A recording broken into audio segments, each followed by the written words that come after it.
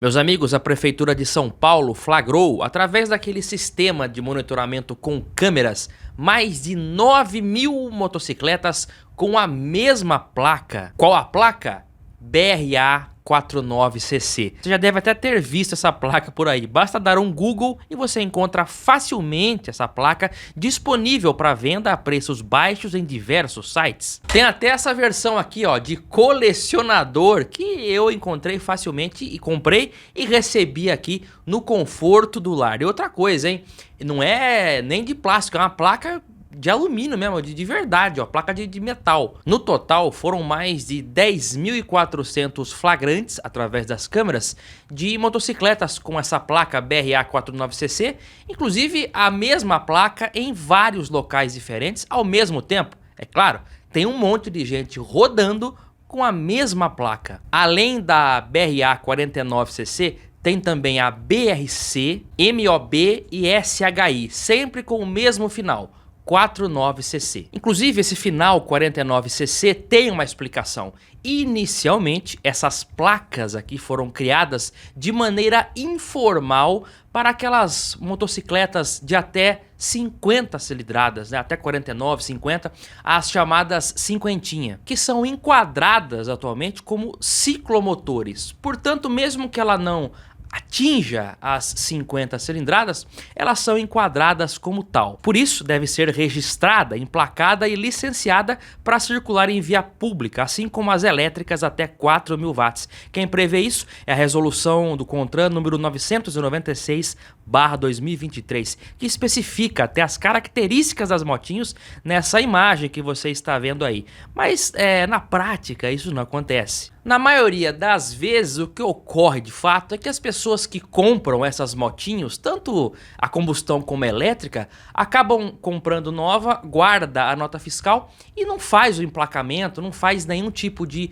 registro oficial. O que eles fazem é comprar essas placas aqui decorativas, colocam ali, porque essas motinhos vêm ali já com o lugar para a placa. Então, para não andar sem placa, digamos assim, eles acabam colocando essa placa aqui decorativa. Algumas lojas que vendem essas motocicletas, inclusive, já vendem com a placa decorativa que acaba passando como se fosse uma placa real.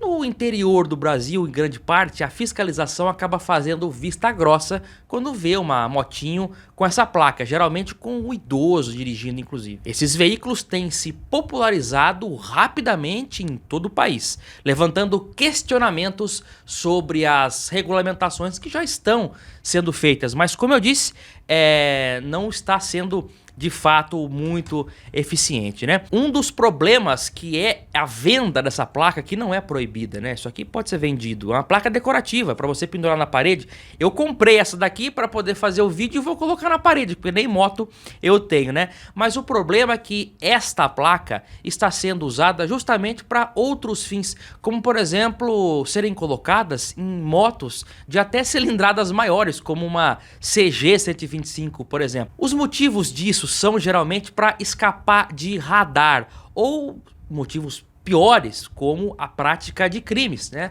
Os criminosos colocam essa placa na moto para poder cometer aí as mais diversas modalidades de crimes e infrações sem serem identificados. Os criminosos viram nessa placa uma maneira de passarem batido pelas ruas e avenidas e de quebra ocultar a placa real do veículo. O uso da tecnologia tem ajudado a flagrar essas motos, mas a identificação dos infratores ainda é um desafio, porque com essa placa falsa não tem como chegar a ninguém. O secretário municipal de Segurança Urbana de São Paulo, o Orlando Morando, disse que as mudanças dos sistemas de placas do Brasil para o modelo Mercosul facilitaram essas fraudes, como por exemplo a eliminação do lacre, né, que ia na placa traseira dos veículos e das motos que só tem a placa de trás.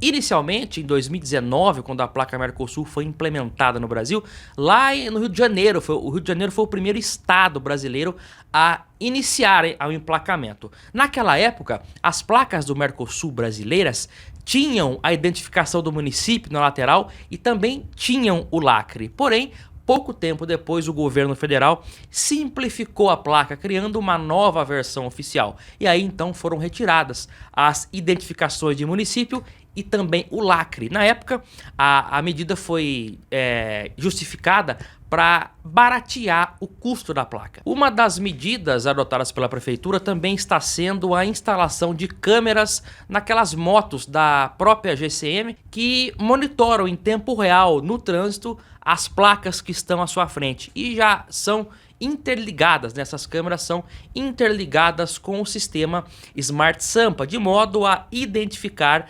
as placas que são falsas e placas adulteradas, né? E outra coisa, além dessas placas falsas para motocicletas, também é comum o uso dessas artimanhas em placas de automóveis, né? Além do uso de placas frias, também é disponibilizado um esquema de camuflagem de placas. Em uma rápida pesquisa na internet, você encontra kits prontos tanto para Mercosul quanto para placa cinza, com adesivos que prometem tornar as placas ilegíveis diante dos radares, tanto com flash quanto com infravermelho. Veja esse kit aqui, por exemplo, sai por apenas R$ 32. Quem usa o adesivo comete infração gravíssima com multa de R$ 300 e 7 pontos na carteira. Aqui no interior de São Paulo, motocicletas, essas a cinquentinha e também as motocicletas elétricas, né, têm se popularizado rapidamente. Inclusive eu já vi várias com essa placa aqui. Em muitos casos eu vejo esses veículos com idosos.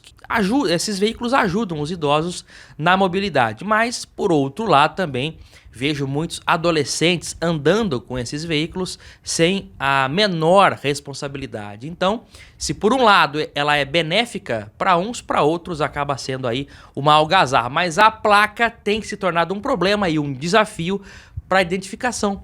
O cara passa no radar com uma placa dessa, quem que vai...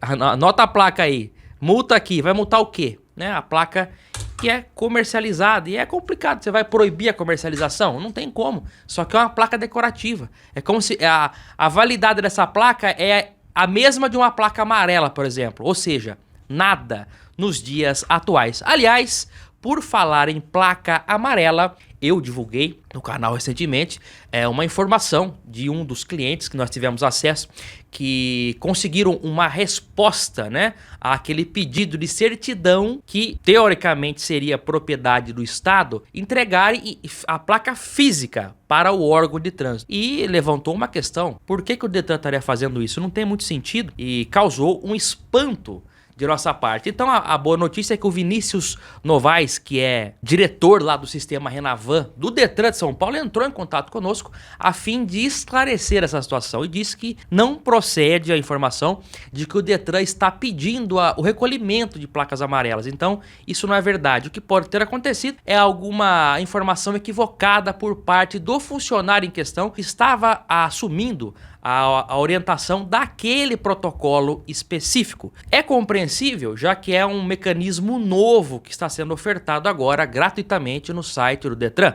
Então estamos esclarecendo, né, colocando os pingos nos is aqui nessa questão de que aquela informação que o Detran estaria solicitando o recolhimento de placas não é real. É algum equívoco ali, alguma solicitação equivocada por parte do próprio Detran, mas que já foi devidamente esclarecida, meus amigos. É isso aí! Eu aguardo todos vocês no próximo vídeo aqui no nosso canal. Canal PL que traz, né, informações, literatura automotiva, nostalgia e o nosso plantão. O que acontece de importante e relevante no segmento do nosso interesse, claro, nós traremos sempre aqui no nosso canal. Um forte abraço a todos e até logo, até o próximo vídeo. Tchau!